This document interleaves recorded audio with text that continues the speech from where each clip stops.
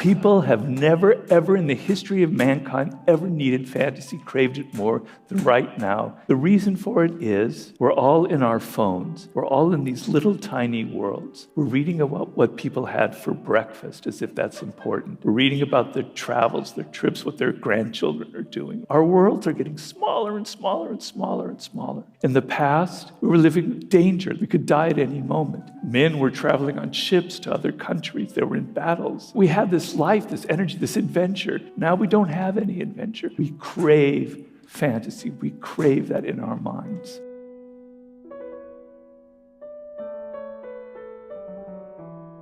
It's the year 1905, and we're in Paris, France. And word starts spreading of this woman who's a dancer, this exotic dancer in private homes in Paris. She was supposedly from the island of Java, and she did these weird Javanese dances. She wore these sarongs and these veils that were very revealing, right?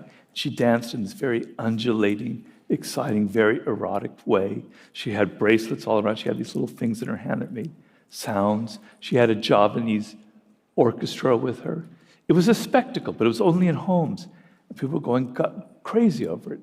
Her name was Mata Hari, and soon everybody was talking about Mata Hari. But she only danced in homes, and soon everybody was scrambling to get into these homes. She even danced nude, and so she became the toast of Paris, right? And she gave interviews in which she talked about herself. Yes, I was born on the island of Java. I'm descended from a Javanese princess. I spent time in India. I used to ride horseback with a gun. I would even ride horseback naked. She told all of these stories. People go, whoa, who is this person? What is this woman, right? They were fascinated.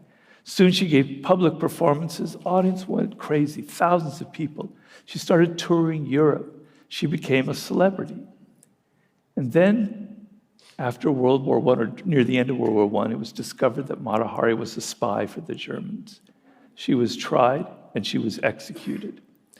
And after she was executed, they discovered that Mata Hari was actually Margarita Zella, a very boring young woman from Holland who had not a drop of Asian blood in her, right? She had nothing to do with Java. She didn't even know the dances, okay? And so if you think about this, if you think about her in a new light, she's like this incredible entrepreneur, right? She comes to Paris with like half a franc in her pocket. Most young girls her age were, the only way to get by was to become a prostitute or a courtesan. She didn't want that. She knew that what is power in this world is fantasy. People crave fantasy. Parisians happen to be people who have erotic fantasies, maybe more than Americans, I don't know, right? And they were interested in things Asian, things exotic.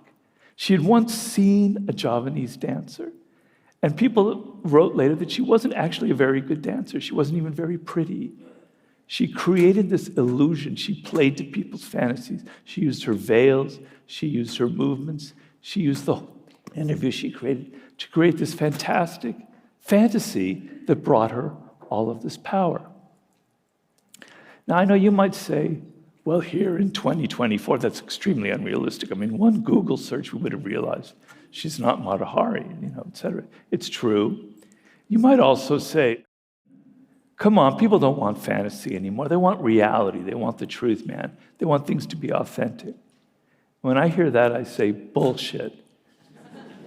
People have never, ever in the history of mankind ever needed fantasy, craved it more than right now in 2024.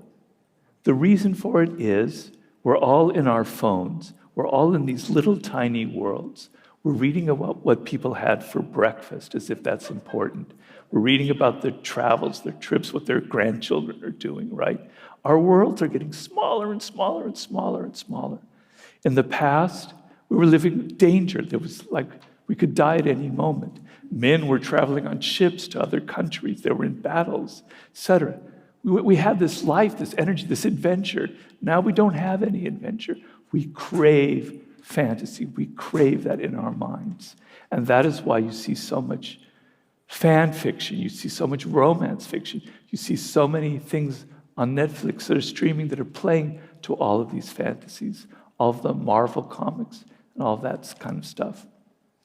So there is a hunger for fantasy out there that you must exploit because there is tremendous, tremendous power in it. Now, the thing you have to understand about fantasy is, I don't know what your fantasy is, and I don't know what your fantasy is over there, because it's in your head. I'd have to know you. I'd have to get to know you, and then maybe after I got to know you, then I could maybe try and seduce you or whatever that would be. But I don't know what your fantasies are. But there are fantasies that are cultural, that everybody has, that are a part of the zeitgeist, if you will, the spirit of the times. So in the 60s, the fantasy was sex, free love, Playboy magazine, naked bodies. By the end of the 60s, early 70s, it was being crunchy, organic, back to nature, earth shoes. I don't know if any of you can remember the embarrassment of earth shoes. I even had a pair when I was a kid. Okay, then 10 years later, it was having a pasta machine, an espresso machine. It was yuppies. The fantasies kept changing, so they're constantly evolving. And you have to be in touch with where those fantasies are in 2024. Because there is nothing sadder in this world to be using fantasies that are from 5 or 10 years ago. It's embarrassing, and people will look at you as if something is wrong. If your fantasies are from 30 years ago, that's fine, that's nostalgia. Oh, it's the 90s, it's the 80s, great. But something from 2010, we're not like that anymore, okay? So you have to understand the zeitgeist, you have to be tuned into it like a laser, and you have to hit those sweet spots. What are the fantasies in 2024?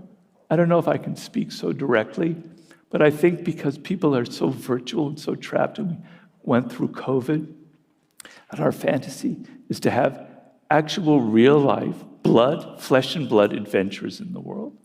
That it's a fantasy of, we're going to take you to this country or whatever, or we're going to bring you to this restaurant, and you're going to have something real and something not virtual, an experience. A real experience is actually a fantasy, I'm afraid, that you're going to be creating. Another fantasy has to do with health and wellness. You know, people are eating so badly, we're not in good shape, etc. But you have like some magic formula that's going to make people live longer and have energy, etc. I fall for those fantasies all the time. Man, that has great power in it, okay? We live in times of such correctness, such political correctness. Everyone feels so cramped. Oh, I better not say that. I better not do this. I have to be so correct. Taboos, being transgressive, breaking all that crap is a fantasy that people are dying for, okay? So those are some of the fantasies that you have to hit in this world today. And when you create a fantasy, and you're appealing to that in your marketing or whatever, don't worry about the words. The content doesn't matter.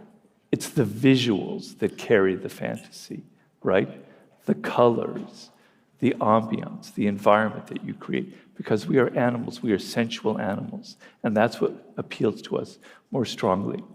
I remember once reading about Ronald Reagan in the 80s, and this woman had done a report on him in which she tried to rip him to shreds. She had images of him doing all of these things coming off his plane, and the narration said, you know, Ronald Reagan did this, he did that, as if all the mistakes he made. And later, this reporter, Leslie Stahl, met the Reagan's communication manager.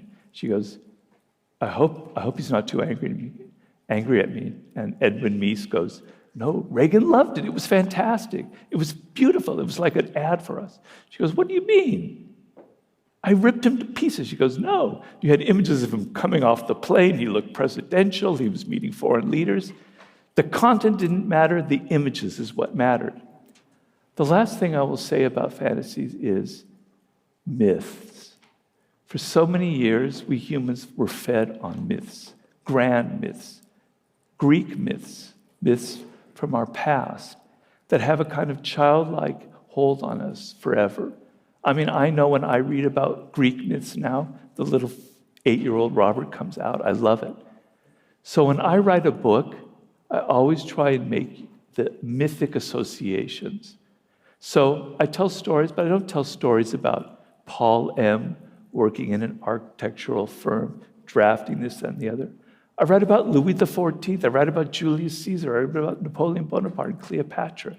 And when you read that, you go, hey, I'm acting like Cleopatra. I'm acting like Louis XIV. I'm Julius Caesar. I'm not this guy in an office, whatever. I'm creating mythic associations for the reader that create tremendous amount of power. And I believe that is a lot of the effect 48 Laws of Power has had.